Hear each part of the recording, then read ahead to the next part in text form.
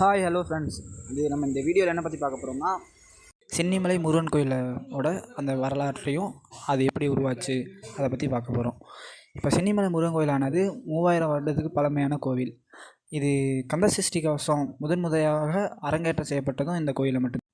பழனிமலை முருகன் கோயிலை விட சென்னிமலை முருகன் கோயில் அதை விட பழமையானது. எப்படின்னா, சித்தர் பெருமான் அகத்தியருக்கு சிஷியனாக ஆக வேண்டும் என்று கூறி இடும்பன் என்ற சொல்லக்கூடிய அரக்கன் பொதிகை மலைக்கு தென் பொதிகை மலைக்கு சென்று கொண்டிருக்கும் போது அதன் வழியை தெரியாமல் நின்று கொண்டிருக்கிறார். அப்போது அவருக்கு வழிகாட்டுவதற்காக முருகப்பெருமான் இங்கு வந்ததாகவும் ராஜகுமாரனாக இருந்து இடும்பனுக்கு வழிகாட்டினார். அப்படி சொல்லப்படுகிற பிறகு இடும்பன் போராது இடும்பர் பழனிமலையில் தங்குவதாக வரலாறு கூறியது. அப்படி இடும்பன் போய் அவர் சுமந்து வந்த மலையை இறக்கி வைக்கும்போது பழனிமலை உருவானது என சொன்னால், இடும்பனுக்கே வழிகாட்டிய முருகப்பெருமான் சென்னிமலையிலிருந்து தான் காட்டினார் என்று சொன்னால், பழனிமலையை விட சென்னிமலை பழமையான மலையாக கூறப்படுகிறது. இந்த சென்னிமலை முருகன் கோயிலானது எங்கு அமைந்திருக்குன்னு பார்த்தா, ஈரோட்டில் இருந்து தாராபுரத்திற்கு செல்லும் வழியில் 28 கிலோமீட்டர் இருந்து இந்த சென்னிமலை அமைந்திருக்கிறது. இதில் என்ன சிறப்புனா, 1749 அடி உயரமும் 1320 படிகளும் இருக்குது இந்த கோயிலில். இந்த மலையில் முருகனை காண்பதற்காகவும் இந்த மலைக்கு செல்வதற்காக 4 கிலோமீட்டர் அளவு தார் சாலை அமைக்கப்பட்டிருக்கு. கரெக்டாக ஈரோட்டில் இருக்கிற பெருந்துறை பக்கத்தில் இருக்க இச்சிப்பாளையம் என்ற ஊரில் தான் இந்த சென்னிமலை முருகன் கோயிலானது அமைக்கப்பட்டுள்ளது. இந்த சென்னிமலையின் முருகன் கோயிலானது ஒரு வியூவாக, ஒரு ட்ரோன் வீடியோவாக இருந்தது. அந்த வீடியோவை இதோட ஆட் பண்ணுறேன் பாருங்கள். அதோட வியூ தெரியும் உங்களுக்கு, இந்த கோயிலோட போகிற வழி.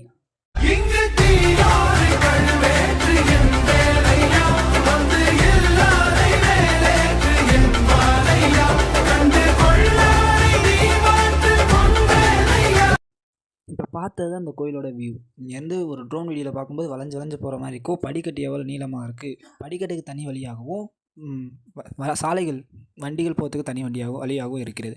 இதில் மருதமலை பழனிமலை போன்ற மலைகளுக்கு ஏறும்போது இளைப்பாறுவதற்கு மணிமண்டபம் எப்படி இருக்கிறதோ அதே போன்று சென்னிமலைக்கும் பல மணிமண்டபங்கள் இருக்கிறது. இப்போ எப்படின்னா, எடுத்துக்காட்டாக கடம்பனேஸ்வரன் மணிமண்டபம், இடுமன் சாமி மணிமண்டபம், வள்ளியம்மை பாத மணிமண்டபம், ஆத்துமலை விநாயகர் மணிமண்டபம் போன்ற பல மணிமண்டபங்கள் இருக்கிறது. இந்த கோயில் ஒரு அதிசயம் நடந்ததாகவும் சொல்லப்படுது. இந்த கோயிலில் மிகப்பெரிய ஒரு அதிசயம் நடந்துள்ளது. 1984 வருடம் பிப்ரவரி மாதம் 12ஆம் தேதி இரட்டை மாட்டு வண்டி கட்டி 1320 படிகளை மலை உச்சி வரைக்கும் ஒரு 60 வயதான பெருந்துறையைச் சேர்ந்த சிவன் மலை கவுண்டர் என்பவர் ரெட்டை மாடு கட்டி மலை ஏறியிருக்காங்க. அது வெறும் 46 நிமிஷத்தில் சென்றதாக சொல்லப்படுகிறது. அவருக்கு கனவுல இந்த முருகப்பெருமானது கேட்கப்பட்டதாகவும் கூறப்படுகிறது. மற்ற கோயிலெல்லாம் பக்கத்தில் இருக்க தீர்த்தத்தில் ஒரு அர்ச்சகதாரரோ அந்த கோயிலை நிர்வாகத்தை சேர்ந்தவங்களோ அவங்க தான் தீர்த்தம் போய் எடுத்தாந்து அர்ச்சனை பண்ணுறதை பார்த்துருப்பீங்க. ஆனால் இந்த சென்னிமலை கோயிலானது கீழே அடிவாரத்தில் இருக்க தீர்த்த தொட்டில் மாடு முதுகில் மட்டுமே கொண்டு வரப்பட்ட தண்ணியால் மட்டும்தான் சென்னிமலை முருகன் கோயிலானது காலையில் அர்ச்சனை செய்யப்படுது. இது காலையில் 7 மணி சுமார் ஏற ஆரம்பிச்சுன்னா கரெக்டாக 8:40 நடக்க இருக்க பூஜைக்காக கொண்டு வரப்படுகிறது. இது இப்போ மட்டும் இல்லாமல் காலங்காலமாகவே கொண்டு வரப்பட்டதான். இந்த சென்னிமலை முருகன் கோயிலானது கிழக்கு பார்த்து நோக்கி காணப்படுகிறது. வாயிலானது கிழக்கு பார்த்து முருகன் கோயிலாக காணப்படுகிறது. இப்போ இந்த கோயிலோட வரலாற்றை பார்க்க போகிறோம். சென்னிமலை முருகன் கோயிலானது எப்படி உருவாச்சு அதை பார்க்க போகிறோம். அந்த ஆதி காலத்தில் ஆனந்த சேஷன் என்ற நாகத்திற்கும் வாயுதேவன் இருவருக்கு இடையே யார் பெரியவங்க என சண்டை வந்தபோது, நேருமலை, இந்த உலகத்தில் பெரிய மலையான நேருமலை, அந்த நேருமலையை போய் அனந்தசேஷன் என்ற நாகம் சுருக்கி நிற்குமா. அப்புறம் இந்த வாயுதேவன் அவருடைய மொத்த சக்தியும் பயன்படுத்தி அந்த மலையில் இருக்க நேருமலையில் இருந்து அந்த நாகத்தை பிரித்தெடுக்கணும். அந்த வாயு பகவானது அவருடைய காற்றை ஊதி அனந்தசேஷன் என்ற நாகத்தை மலையில் இருந்து பிரித்து எடுக்கணும். அதில் இருந்து யார் பெரியவங்கன்னு தெரிஞ்சுக்க முடியும். இந்த போட்டியில் அந்த போட்டியில் நடந்து கொண்டிருக்கும்போது வாயு பகவான் தன் ஒட்டுமொத்த சக்தியும் பயன்படுத்தி அந்த நேருமலையை மேலே ஊதும்போது அந்த நேருமலையானது பல பகுதிகளாக உடைஞ்சு சிதறுது. அப்படி சிதறும்போது சிறு பகுதியான பூந்துறை என்று சொல்லப்படுகின்ற ஒரு இடத்துல விழுது. அந்த பூந்துறை விழுந்த சின்ன பாகம்தான், அந்த சின்ன சிகரம்தான் இன்றைக்கி பார்க்கக்கூடிய மிக உயர்ந்த சென்னிமலை சிவகிரி என்று பெயர் வாங்கக்கூடிய இந்த சென்னிமலையானது இப்படி தான் உருவாச்சு என சொல்லப்படுகிறது வரலாற்று. இப்போ அந்த சென்னிமலை எப்படி உருவாச்சுங்கிறத பார்த்தோமா, இப்போ அடுத்தது அந்த கோயில் எப்படி உருவாச்சுன்னு பார்க்க போகிறோம். பல நூறு வருடத்திற்கு முன்பாக இந்த மலையில் இருக்க ஒரு பகுதியில் நொய்யல் ஆறு என்று பாய்ந்து கொண்டிருக்கிறது. அந்த நொய்யல் ஆற்றுல ஆத்தங்கரை ஓரமாக கொடுமணல் என்ற கிராமத்தில் ஒரு பண்ணையார் இருக்கார். அவருக்கு நிறைய காரம் பசுக்கள் இருக்கிறது. அதை அவர் வேலையாட்களோட தினமும் மேய்ச்சலுக்கு கொண்டு போயிட்டு வருவார். அதில் ஒரு குறிப்பிட்ட கார பசு மட்டும் பால் கறக்காமல் தினமும் சும்மாவே இருந்திருக்கு.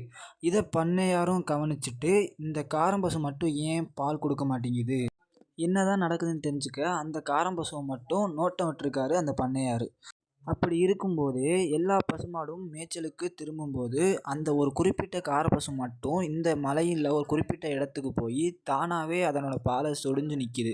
இதை பார்த்து அந்த பண்ணையாரும் இது எதுக்கு தான் இங்கே வந்து நிற்கிது, தான் பால் சுரக்குது ஆனால் யாரும் கறக்கலையே அப்படின்னு சொல்லிட்டு அந்த இடத்த தோண்டி பார்க்குறாங்க. அப்போது பார்க்கும்போது முகம் பொலிவுடன் கூடிய ஒரு அழகான முருகப்பெருமான் சிலை பூமிக்குள்ள இருந்து வெளியே கிடைக்குது.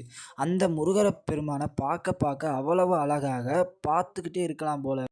அப்படி முகப்பொலிவுடன் இருக்கக்கூடிய சிலை அழகிய சிற்பமானது இடுப்பு வரைக்கும் நல்லா அழகாக செதுக்கப்பட்டிருக்கிறது. ஆனால் அந்த இடுப்புக்கு கீழே கரடு முரடாக அப்படியே செதுக்காமல் விட்டுருக்காங்க. அந்த ஒரு சிலையை குறையா இருக்கக்கூடாதுன்னு பண்ணையார் நினச்சி அந்த சிலையை செதுக்கிறதுக்கு ஒரு நல்ல சிற்பியை வர சொல்லியிருக்காங்க. ஆனால் அந்த சிலையை செதுக்குவதற்கு இடுப்புக்கு கீழே செதுக்க ரத்தமாக கொட்ட ஆரம்பிச்சிருக்குது. ஆகவே இந்த முருகப்பெருமானுக்கு ரொம்ப சக்தி வாய்ந்தவராக இருக்கட்டும், அவரை செதுக்கிறதுக்கு அவருக்கே பிடிக்கல, அப்படியே தான் இருக்க ஆசைப்படுறாருன்னு அந்த பகுதியில் வாழ்ந்திருக்க சரவண முனிவர் கூறுகிறார். இப்படியே கொண்டு போய் சென்னிமலை உச்சியில் வைங்க அப்படின்னு சொல்லிட்டு கூறப்படும்போது இந்த கோயிலானது உருவானதாக கூறப்படுகிறது. இந்த சென்னிமலையானது சோழகால மன்னர்கள் மூலமாக விரிவாக கட்டப்படுகிறது. ஒரு சின்ன கோயிலாக இருந்தது, இந்த சின்ன கோயிலானது விரிவாக கட்டப்படுகிறது. ஏனென்றால் அந்த சோழகால மன்னனுக்கு ஏதோ ஒரு தீரா பிரச்சனை இருந்ததாகவும் அந்த தீரா பிரச்சனைக்கு இந்த கோயில் மிக முக்கியமாகவும் கருதப்பட்டதாக கூறப்படுகிறது. ஏனென்றால் இறைவனே வந்து இவருக்கு பிரசாதம் அளித்ததாகவும் அந்த மன்னருக்கு, அதனால் அந்த பிரச்சனை சரியானதுனா பக்கத்தில் இருந்த அர்ச்சகர்கள் மற்ற எல்லா ஊர்லேருந்தும் இந்த சென்னிமலைக்கு ஆள் வர சொல்லி கட்டினதாக கூறப்படுகிறது. இப்போ இந்த வீடியோவில் பார்த்தது அந்த கோயில் எப்படி உருவாச்சு, அந்த மலை எப்படி உருவாச்சுன்னு பார்த்தோம். ஆனால் இப்போ வந்து மக்கள் மத்தியில் ஒரு மிகப்பெரிய கோயிலாக இந்தியாவிலேயே பார்க்கக்கூடிய அதிகப்படியிடக்கூடிய கோயிலில் முக்கியத்துவமும் இந்த சென்னிமலை அமைஞ்சிருக்கு. இந்த கோயிலை பார்க்குறதுக்கு ஃபேமிலியாக வரலாம், ஃப்ரெண்ட்ஸாக வந்துடலாம். ஏன்னா ரொம்ப ஹார்டாலாம் இருக்காது ஏறதுக்கு, படிக்கட்டெலாம் சின்ன சின்ன படிக்கட்டு தான். அதனால் ஃபேமிலியும் சூப்பராக ஏறலாம். வியூ பாயிண்ட்லாம் நல்லா இருக்குது. அந்த கோயிலோட ஏறி இறங்கினோம்னு நினைக்கிறேன். 1260 1270 80 வியூ பாயிண்ட் பாருங்கள்.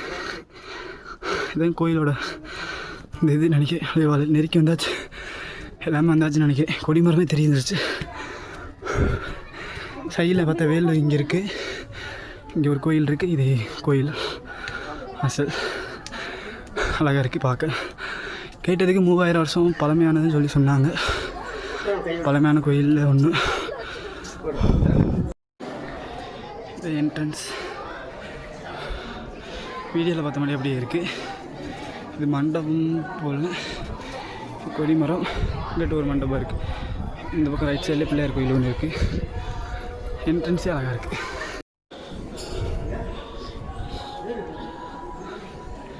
கூட்டமாக இருக்குது. ஸ்டஃப்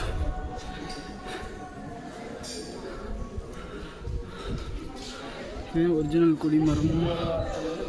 அடியே தானே இருக்குன்னு தெரியல. ஆனால் நான் க்ளவுடை பாருங்களேன், மேகத்தை இங்கேருந்து பார்க்கும்போது. வணக்கம்டா மாப்பிள்ள. முருகன். இங்கே ஒரு கோயில் இருக்குது. கூட்டம்னா இதில் தான் வருவாங்க போல். டிக்கெட்லாம் பல்காக இருக்குது. கோயில் சூப்பராக இருக்குது. சிறப்பு அனுமதி சொல்லி எப்போ அந்த கோயிலில் இருக்குன்றாலும் கோயில் இதுக்கு நேரம் கரெக்டாக சிவன் கோயில் இருக்குது. இது முருகன் உள்ளே முருகன் உள்ளே வீடியோ எடுக்கக்கூடாதுட்டாங்க, அதனால் அளவு கிடையாது. இது வெளியே இதுவும் கரெக்டாக சிவன் முருகன் இருக்குது, அது சிவன் இருக்குது. சரி, இங்கே யாருக்குன்னு பார்க்கலாம்.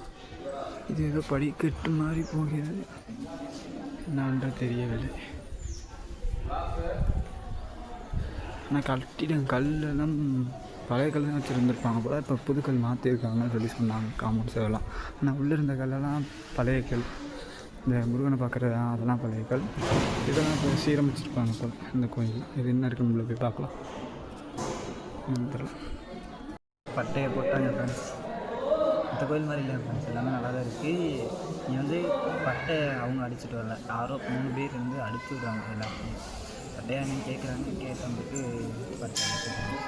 அதனால தான் காலையில் கீழே படியில் வரும்போது ஒருத்தவங்க எல்லோரும் இதுலேயுமே பட்டை இருக்குது. ஆனால் அவங்க தனியாகவே அடிச்சு விடுவாங்க. கோயில் தான் நல்லா தான் இருக்குது, நீட்டாக இருக்குது, சூப்பராக இருக்குது. கண்டிப்பாக. ஹலோ ஃப்ரெண்ட்ஸ், இதுதான் அந்த தீர்ப்பு. அந்த மாடை வந்து கீழே காலத்தில் கொண்டு வந்து தண்ணி தீர்த்தை எடுத்து அதை கொண்டு போய் மேலே கோயிலுக்கு அர்ச்சனை வந்து கொடுக்குறது தீர்த்தத்துக்கு. மீன்லாம் ஆயோ பெருசு பெருசாக தெரியுது.